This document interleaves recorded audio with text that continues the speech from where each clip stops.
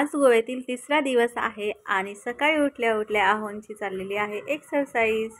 आज साऊथ गोव्यामधून निघण्याचा दिवस आहे आणि आहो करत आहेत एक्सरसाइज।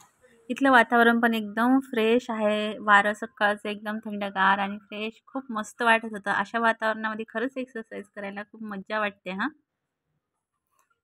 त्यांनी मस्तपैकी एन्जॉय करत होते सगळं वातावरण, सगळीकडे बघत बघत छान मस्त एक्सरसाइज त्यांनी केली कंप्लीट। आणि आज आम्हाला निघायचं आहे इथून।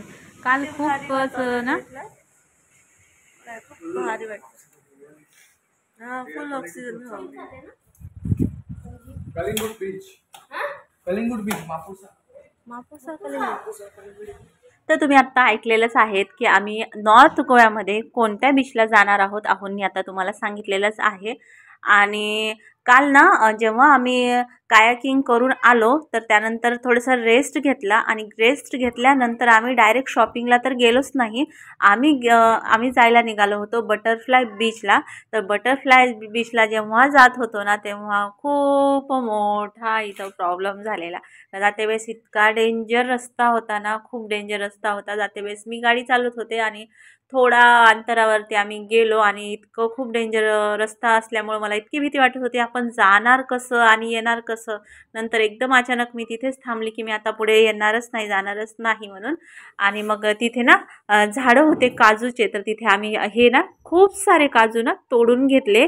आणि आता आम्हाला निघायचं आहे, आम्हाला साऊथ गोवा सोडून जायचं आहे नॉर्थ गोव्यामध्ये। तर आम्ही आता एवढे सगळे काजू घेऊन काय करणार ना, खाणार तर कोणीच नाही आहे। तर आम्ही त्याने सांगितलं की ह्या जे काजूचे बिया आहेत ना त्या भाजून वगैरे खाऊ शकतो, तर आपण हे फेकण्याऐवजी ना बिया तरी आपण काढून घेऊया, जेणेकरून खाता येईल। आणि जे फळं आहेत ना काजूचे ते आपण फेकून टाकूया।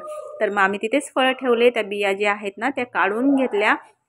बटरफ्लाय बीचला जर जायचं असेल ना तर पालोलियम बीचच्या तिथून ना एक बोट असते, ती बटरफ्लाय बीचला घेऊन जाते। हे मला जेव्हा आम्ही गोवा फिरून आम्ही परत घरी आलो आणि जेव्हा मी व्हिडिओ पाहिले तेव्हा मला हे कळालं की ती बोट ना त्या ठिकाणी बटरफ्लाय बीचला घेऊन जाते। आणि बटरफ्लाय बीच खूप छान आहे, पण ते पाहायला आम्हाला काही भेटलंच नाही कारण की वेळ पण खूप कमी होता।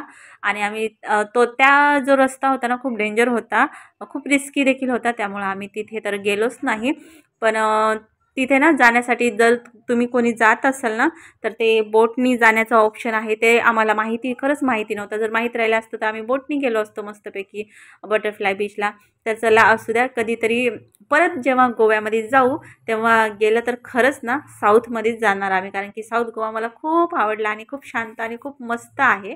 तर त्यामुळे साऊथमध्येच जाणार आणि बटरफ्लाय बीच तेव्हा नक्की पाहणार। आणि आता आम्ही निघालेलो आहोत साऊथ गोव्याला सोडून नॉर्थ गोव्याला। आणि जाता जाताच आम्ही रूम तर सोडली आणि त्यानंतर निघते वेळेस आमच्या सोलमेट रिसॉर्टच्या बाजूलाच ना हे खूप सुंदर विठ्ठल रखुमाईचं छान मंदिर होतं। आणि ही फ्रेम जी आहे ना विष्णू महालक्ष्मीची लाकडी बनलेली खूप सुंदर होती, मला खूप आवडली ही फ्रेम। तर मी हे देखील थोडंसं शूट करून उन्हाचा प्रकार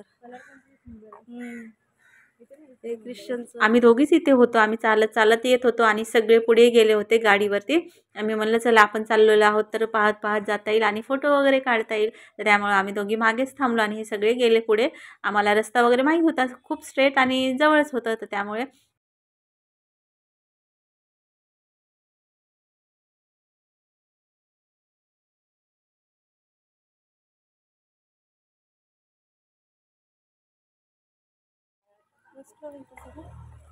नारळाची झाडं घेतली आपण, कुठेही शूटिंग केलं तरी नारळ झाड पक्क येतोय।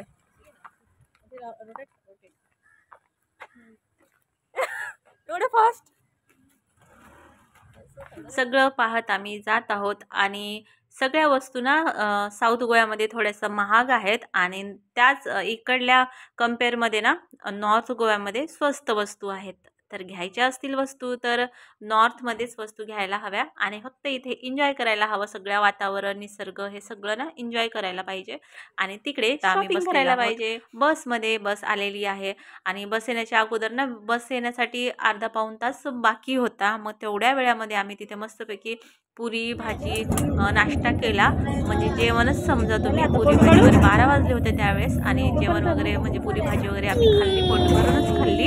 आणि वैदेहीने मुलांनी वगैरे पावभाजी खाल्ली, त्यानंतर आम्ही चहा वगैरे पिला आणि मस्तपैकी फ्रेश झालो एवढा वेळ आणि आता निघालो आहोत नॉर्थ गोव्याला.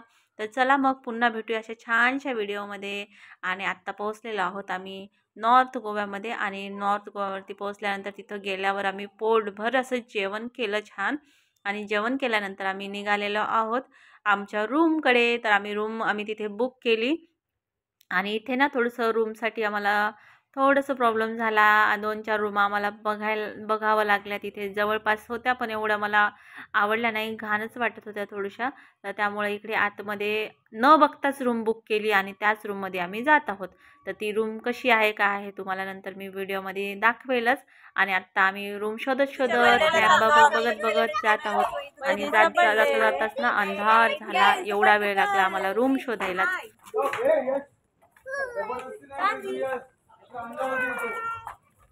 गोव्यामध्ये वैदेहीचा बर्थडे आम्ही कसं सेलिब्रेट करणार आहे तर ते पुढच्या ब्लॉगमध्ये मी तुमच्यासोबत शेअर करेल. तोपर्यंत बाय बाय.